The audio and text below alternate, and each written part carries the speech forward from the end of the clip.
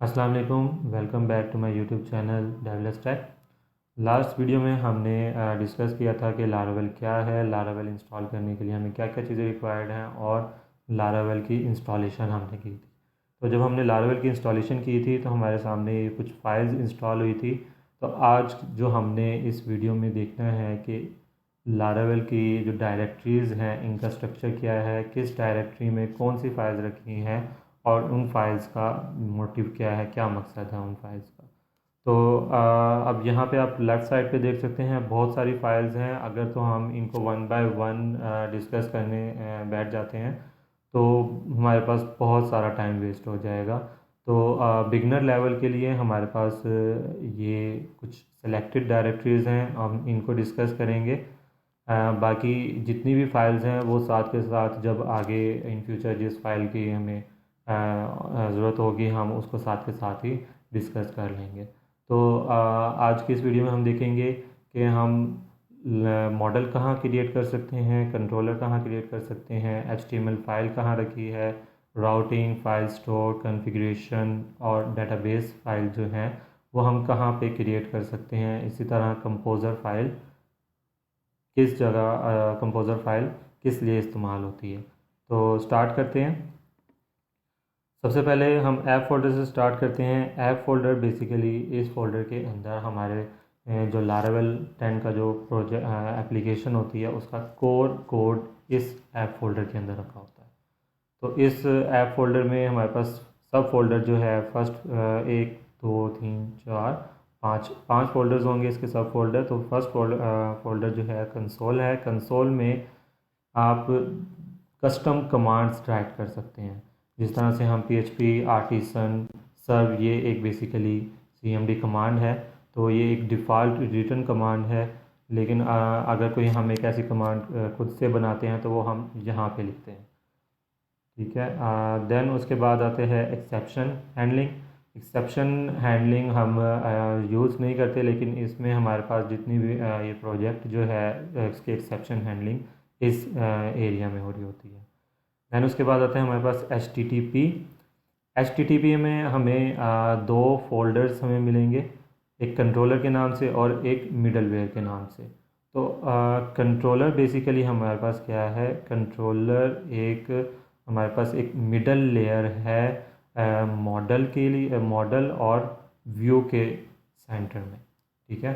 तो इसका बेसिकली मकसद क्या है कि इसने मॉडल से डाटा उठाना है और उसको व्यू को प्रोवाइड करना है, और सिमिलरली व्यू से जो यूज़र डाटा भेज रहा है वो कंट्रोलर मॉडल तक प्रोवाइड कर रहा होता है। सेकंड जो फोल्डर है वो है मिडलवेयर। यहाँ पे हम अपने तमाम जितनी भी अथेंटिकेशंस और रिस्ट्रिक्शंस वगैरह होती हैं कि कौन सा पेज हमने किस यूज़र्स के लिए ओपन करना है, कितनी एज के हम जो यूज़र्स हैं कौन सा पेज एक्सेस करवाना है, और कौन सी मिनिमम जो लेस दैन 18 हैं उनको हमने रिस्ट्रिक्ट करना है किस पेजेस के लिए। तो ये मिडलवेयर फोल्डर में हमारे पास होता है। और ये जो हमारे पास कर्नल फाइल है HTTP फोल्डर के अंदर, ये बेसिकली यूज़ होती है मिडलवेयर को रजिस्टर करने के लिए। दैन उसके बाद बारी आती है मॉडल्स की। मॉडल्स में हमारे पास जितने भी जो टेबल्स हैं हमारे डेटाबेस के, उसको आपस में कम्युनिकेट करवाने के लिए हम मॉडल बनाते हैं।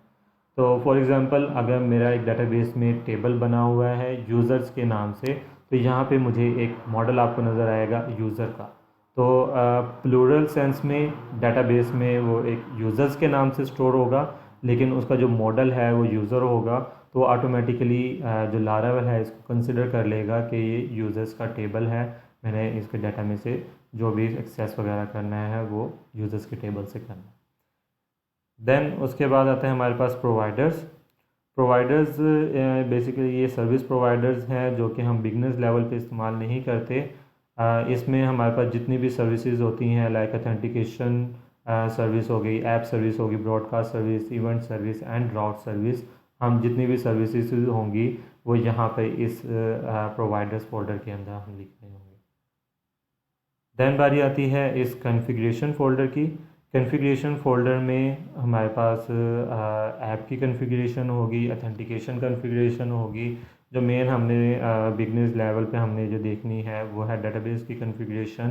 तो यहाँ पे आपको डेटाबेस की कनेक्टिविटी की कॉन्फ़िगरेशन आपको मिल जाएगी कि डेटाबेस कौन सी डेटाबेस आपने किस कनेक्शन वेरिएबल के साथ उसको स्टोर किया हुआ है। उसके बाद बारी आती है डेटाबेस फ़ोल्डर की। डेटाबेस फ़ोल्डर में हम आपको यहाँ पे तीन फ़ोल्डर्स मिलेंगे। तो सबसे पहले मैं माइग्रेशन फ़ोल्डर के बारे में बताता हूँ। माइग्रेशन फ़ोल्डर में यहाँ पे जितने भी हम टेबल्स क्रिएट करेंगे वो हम माइग्रेशन फ़ोल्डर्स के अंदर कर रहे होंगे।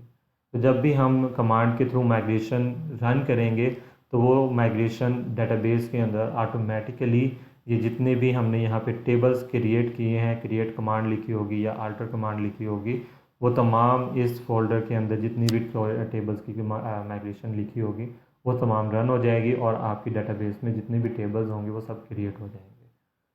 और ये जो फैक्ट्रीज़ है, फैक्ट्रीज़ बेसिकली यूज़ होती है जहाँ पे कि हमने किसी डेटाबेस के टेबल में डाटा को किस तरह से एंटर करना है, फेक डाटा को फॉर द टेस्ट करने के लिए कि हमारे पास डाटा जो है वो इंसर्ट हो रहा है, और उसको एक फेक डाटा को यूज़ करने के लिए फॉर द टेस्टिंग हम इसको यहाँ पे बता रहे होते हैं कि किस तरह से हमने यूज़र फैक्ट्रीज़ के अंदर एंटर करना होता है। और इसी तरह ये सीडर्स का फोल्डर है। सीडर्स में हम प्रोवाइड कर रहे होते हैं, डाटा एंट्री वगैरह कर रहे होते हैं। हमारा डमी डाटा जितना भी होता है वो हम सीडर्स के थ्रू एंटर करते हैं। फिर बारी आती है पब्लिक फ़ोल्डर की। पब्लिक फ़ोल्डर में आपके पास जितनी भी पब्लिक फाइल्स होंगी, लाइक कोई इमेजेस होंगी या कुछ भी होगा, तो वो एक्सटर्नल बूटस्ट्रैप फाइल होंगी, जावास्क्रिप्ट फाइल्स होंगी, वो तमाम हम जो हैं वो पब्लिक फ़ोल्डर में हम रखेंगे। उसके साथ साथ यहाँ पे आप ये फाइल देख सकते हैं index.php एंड .htxs। तो ये वो फाइल है जो कि सबसे पहले रन होगी जब हमारा लारावेल प्रोजेक्ट स्टार्ट होगा। और उसके बाद ये आप यहाँ पे देख सकते हैं .htxs, ये बेसिकली यूज़ होता है सर्वर की कॉन्फ़िगरेशन के लिए। फिर उसके बाद बारी आती है रिसोर्सेज की। रिसोर्सेज में आपको ये डिफ़ॉल्ट एलिमेंट्स मिल जाएंगे CSS और JS के। यहाँ पे आप एक व्यू फोल्डर है, व्यू फोल्डर में हमारे पास जितनी भी HTML फाइल्स होंगी वो तमाम जो हैं वो इस व्यू फोल्डर में आपको मिल जाएंगी।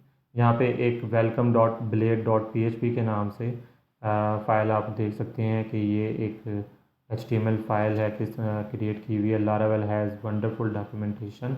अगर मैं आपको यहाँ पे एक दिखाऊँ ज़रा वेबसाइट पे, तो ये डॉक्यूमेंटेशन हमारे पास लिखी हुई है, इसमें टेक्स्ट वगैरह लिखा हुआ है। तो ये बेसिकली वो इस पेज के थ्रू यहाँ पे प्रिंट हो रहा है। इस बारे में हम बाद में देखेंगे कि ये हमने .blade.php के नेम से क्यों स्टोर किया हुआ है। फ़िलहाल के लिए हमने जस्ट डायरेक्टरी देखनी है कि डायरेक्टरी का यूज़ किस तरह से, कहाँ पे कौन सी फाइल्स हमारे पास रखी हुई हैं। देन उसके बाद बारी आती है राउट्स की। राउट्स में हम ये चीज़ देख रहे होते हैं कि किस लिंक के थ्रू हम यहाँ पे बेसिकली लिंक क्रिएट कर रहे होते हैं। तो जो भी लिंक हम क्रिएट करेंगे यहाँ पे हम उस फंक्शन का या उस HTML पेज का यहाँ पे हम लिंक लिखेंगे और जिस नेम से हम उसे कॉल करना चाहते हैं हम यहाँ पे उसका नेम देंगे। यहाँ बेसिकली जो API.php है ये यूज़ होता है API के लिंक्स क्रिएट करने के लिए, और यहाँ web.php जो है वो इस्तेमाल किया जाता है वेबसाइट में। जो भी URL हम क्रिएट करेंगे वो हम इस फाइल के अंदर क्रिएट करेंगे। उसके बाद बारी आती है टेस्ट की। ये भी बिगनर्स लेवल के लिए नहीं है, ये एडवांस लेवल में आ जाता है। यहाँ पे बेसिकली जो एडवांस लेवल प्रोग्रामर्स होते हैं वो फीचर टेस्टिंग और यूनिट टेस्टिंग के लिए अपना कोड राइट करते हैं। और देन आती है वेंडर्स। वेंडर्स में आपको वो तमाम पैकेजेस मिलेंगे जो आप कंपोज़र के थ्रू इंस्टॉल करेंगे। बाय डिफ़ॉल्ट जब भी आप लारावेल इंस्टॉल करेंगे तो कुछ पैकेजेस इस तरह के हैं जो कंपोज़र इंस्टॉल कर देता है, वो तमाम वेंडर्स के अंदर हैं। लेकिन बाद में जब भी आप कोई खुद से कोई एक नया पैकेज इंस्टॉल करेंगे तो वो आपको एक वेंडर फोल्डर में मिल जाएगा। फिर बारी आती है ENV फाइल की। ENV फाइल में हमारे पास यहाँ पे एप्लीकेशन का नेम होता है कि एप्लीकेशन का नेम क्या है, और उसका ऐप URL स्टोर होता है, और साथ ही साथ यहाँ पे आप देख सकते हैं कि डेटाबेस का कनेक्शन में जो उसका यूज़र नेम है, डेटाबेस नेम है, किस पोर्ट पे हमारी डेटाबेस रखी है, वो तमाम जितने भी इसके कनेक्शंस के लिए पैरामीटर्स जो होते हैं वो तमाम इस .env फाइल में स्टोर होता है। इसके अलावा और भी चीज़ें हैं यहाँ पे। आप कोई एक्सटर्नल सर्वर इसके साथ अटैच करना चाहते हैं तो उसकी जो भी कॉन्फ़िगरेशंस हैं, जो भी उसके पासवर्ड हैं, यूज़र नेम है, वो सब हम .env फाइल में रखे होते हैं। फिर last but not least composer.json file आती है। कंपोज़र फाइल में मैंने आपको पहले भी बताया था कि वो तमाम पैकेजेस रखे होते हैं जो कि हम इंस्टॉल करते हैं कंपोज़र के थ्रू। तो आप लोग जब भी कोई कंपोज़र के थ्रू कोई पैकेज इंस्टॉल करेंगे तो वो पैकेज जो है वो वेंडर फोल्डर में हो जाएगा, और वो एक दफ़ा यहाँ पे राइट हो जाएगा वन टाइम। देन जब भी आप इस कंपोज़र फाइल को अपनी दूसरे सर्वर साइट पे कॉपी पेस्ट कर देंगे और इस कंपोज़र फाइल को रन करेंगे तो वो ऑटोमेटिकली जो भी इसमें पैकेज के नेम लिखे होंगे वो पैकेज वेंडर फोल्डर में इंस्टॉल कर देगा। Thanks for watching this video. उम्मीद करता हूँ कि आपने इस वीडियो से बहुत कुछ सीखा होगा।